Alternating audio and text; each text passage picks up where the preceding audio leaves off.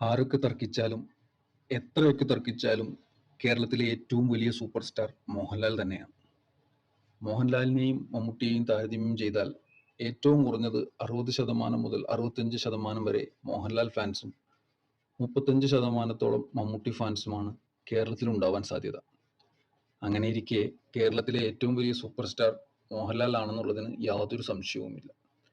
അതുകൊണ്ട് തന്നെ കേരളത്തിലെ ഏറ്റവും വലിയ ഒരു സിനിമ ഉണ്ടാകുമ്പോൾ അതിന്റെ വിജയസാധ്യത നിർണ്ണയിക്കുന്നതിൽ ഏറ്റവും വലിയ പങ്ക് വഹിക്കുന്ന നായകവേഷം ചെയ്യേണ്ടതും മോഹൻലാൽ തന്നെയാണ്.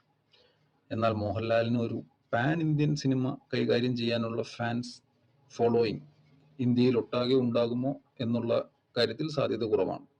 കാരണം മോഹൻലാലോ ആയിക്കോട്ടെ മമ്മൂട്ടി ആയിക്കോട്ടെ അവരുടെ കരിയറിലെ ഏറ്റവും നല്ല കാലഘട്ടം കഴിഞ്ഞു പോയിട്ടുള്ളവരാണ്.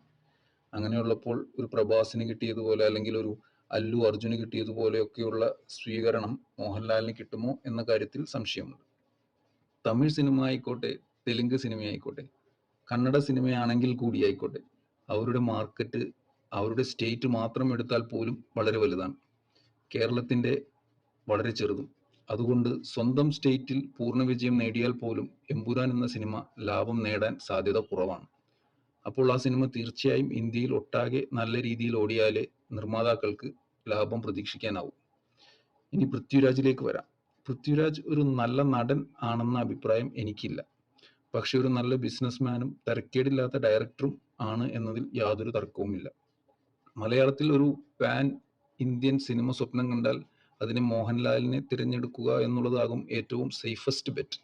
എമ്പുരാൻ എന്ന സിനിമ അല്ലെങ്കിൽ പ്രൊജക്ട് ഏറ്റെടുത്തത് കൊണ്ട് ഒരു വലിയ ബിസിനസ് റിസ്ക് കൂടിയാണ് പൃഥ്വിരാജ് ഏറ്റെടുത്തിരിക്കുന്നത്.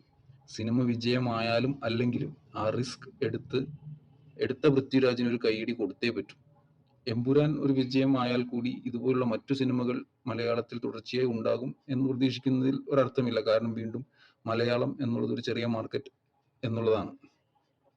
പൃഥ്വിരാജിന് കൊടുക്കാൻ സാധിക്കുന്നതിൽ വെച്ച് ഏറ്റവും നല്ല മാർക്കറ്റിങ്ങും പ്രൊമോഷനുമാണ് എമ്പുരാന് ഈ ടീം നൽകിയിട്ടുള്ളത്. അതുകൊണ്ട് തന്നെ മികച്ച ഇനീഷ്യൽ കളക്ഷൻസും കേരളത്തിൽ ഉറപ്പായ വിജയവും തീർപ്പ് കൽപ്പിക്കാവുന്നതാണ്. ഇവിടെ പ്രശ്നമിരിക്കുന്നത് എമ്പുരാന് ആകെ എത്ര രൂപ കളക്ട് ചെയ്യാൻ സാധിക്കും എന്നുള്ളതിലാണ്. ഏകദേശം ഒരു 500 കോടിയെങ്കിലും ഗ്രോസ് പാൻ ഇന്ത്യ കളക്ട് ചെയ്താലേ ഇതൊരു സാമ്പത്തിക വിജയമായി കണക്കാക്കാൻ നിർമ്മാതാക്കൾക്ക് സാധിക്കുകയുള്ളൂ. നമ്മൾ മനസ്സിലാക്കേണ്ടത് രജനീകാന്തിന്റെ സിനിമകൾ പോലും നേടുന്നതിനേക്കാൾ കൂടുതൽ കളക്ട് ചെയ്യേണ്ടിയിരിക്കുന്നു എമ്പുരാൻ. ഈ സിനിമയ്ക്ക് കിട്ടിയിട്ടുള്ള ഒരു ഹൈപ്പ് മലയാളത്തിൽ മറ്റൊരു സിനിമയ്ക്ക് ഇതുവരെ കിട്ടിയിട്ടില്ല. അതുകൊണ്ട് തന്നെ എക്സ്പെക്ടേഷൻ വളരെ വലുതാണ്.